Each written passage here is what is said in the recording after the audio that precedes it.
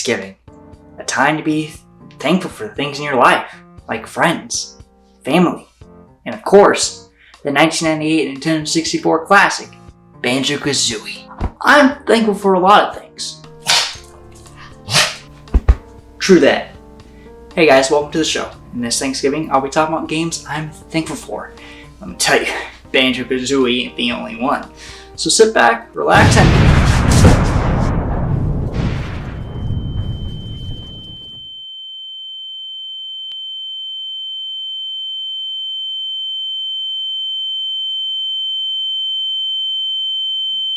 Ow. My head. What the hell happened? Yo. Holy fuck, it's a ghost! Yep. That's me. Why is there a ghost in my house? Holy fuck! So basically, when you were cooking that turkey, your oven exploded and you hit your head pretty hard. Oh! Okay! Wait, is Snowball okay? Nah, she's dead. What? Yeah, it was all your fault too. I can bring her back to life. I mean, if you want. How so? Talk about the PlayStation 1. Fucking love that console, man. Really? That's it? Yes. Do this for me and I will have Snowball revived. Yeah, okay, sure. Yeah, no problem. PlayStation is an icon.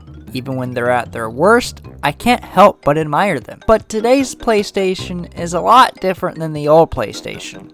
You might be wondering, how so? Well, obviously I'm gonna tell you. Rewind back to 1988. Sony and Nintendo team up to make a CD add-on for the SNES. Sony would end up unveiling a prototype of it at CES in 1991 and called it the PlayStation. But 1 year later, Nintendo would end up canceling the project and instead would partner up with Philips. Following Nintendo backing out on them, Noria Oga and Ken Kutaragi decided they wanted to make their own console. The plan was to make a console that focused on 3D gaming with high quality sound, and unlike Sega and Nintendo, they would embrace using CDs over cartridges, which would allow for larger and more detailed games.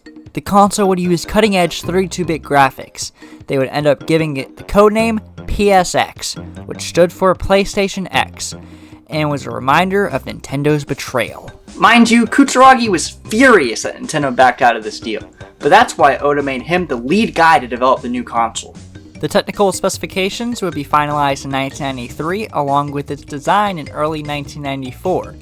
The PlayStation would be announced at a press conference on May 10th, 1994. The very first PlayStation, released on December 3rd, 1994 in Japan, September 9th, 1995 in North America, and September 29th, 1995 in Europe. Its launch price was $299. Comparing that to other consoles of its generation, the Nintendo 64 was $199, and the Sega Saturn was $399. The Nintendo 64 wouldn't come out for a whole another year, but the Saturn actually came out 1 week before the PS1, which didn't help the Saturn. The PS1 ended up winning this generation by a landslide, as it was actually the first ever console to sell over 100 million units. Now, I don't talk much about console designs, mostly because I'm sure a lot of you won't agree with most of my opinions on the subject, but one thing I know we should all agree on is the PS1's design. It's just so good. So simple, yet so elegant. I much prefer the gray look over the black look that later PlayStations would use, and the white look used on the PS5. Out of all the PlayStations, the PS1 is definitely the best looking one, and I'm sorry, but that's just a fact. Now, another thing I don't talk much about are the controllers. The PS1's controller is literally just a better SNES controller. And a couple years later, they would add joysticks to it. They stuck with this design for 16 years. While not being perfect, it definitely gets the job done, and I can't really complain too much about it. The PlayStation would launch with a good amount of games, the most notable being Rayman, NBA Jam, Street Fighter the Movie, and Ridge Racer. Rayman is a great platformer, and was the start of one of the most iconic dead IPs. NBA Jam is the same old thing pretty much, but that isn't a bad thing. I love NBA Jam, it's always going to be a blast to play. As for the other two, and frankly any of the other PS1 launch titles, never played them. Actually, I only recently got a PS1, so I don't own many games for it. I have played other popular PS1 exclusives like Crash Bandicoot, Metal Gear Solid, Gran Turismo, Final Fantasy VII, but I don't own those games on the PS1. So let's talk about the two I do own. First up, we got Spyro, the Year of the Dragon. This is my first Spyro game, and what a good first impression this is. I am a big platformer guy, and this game just is so satisfying and fun to play. And let me just say, this game's controls have aged pretty well for me. I didn't find any problems with it, at all. Great game. 8 out of 10. Next up, I got Tomb Raider. I hate it. Okay, hate is a strong word. The controls are just awful.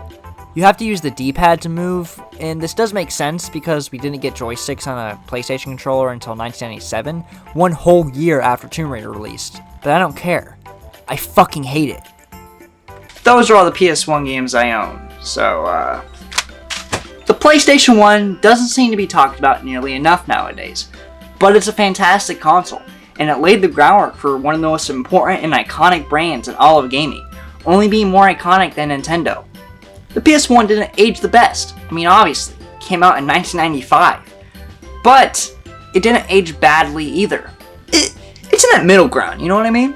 I don't think PlayStation could have made a better first console. I mean, they really knocked it out of the park, first try. Well, I did it. I saved my dog's life by talking about the PS1. Hey guys, I'm done talking about the PS1. No surprise? Still holds up today. Anyways, can you, revive my dog now? Kind of miss Snowball. What? Dude, your dog's not dead. She's been sleeping in the living room this entire time. You're telling me I just wasted my Thanksgiving talking about the PlayStation 1? Yep. Oh, come on! Why are you complaining? The PS1's super duper, totally duper awesome sauce. I mean, yeah, but it's Thanksgiving. I was supposed to have turkey, stuffing, pumpkin pie, and while I argue about politics and watch football. Now all I have is Tomb Raider. This might be a bad time to mention, but I'm not real. What? Yeah, you hit your head really hard.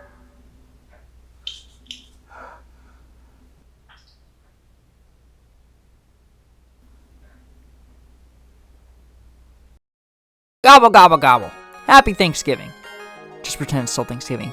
If you like this episode, be sure to check out more by clicking one of the cards. I got one on Sonic Heroes and why I think it's painfully mediocre, and I got another all about speedrunning. Now, if you excuse me, I'm microwaving some Thanksgiving leftovers.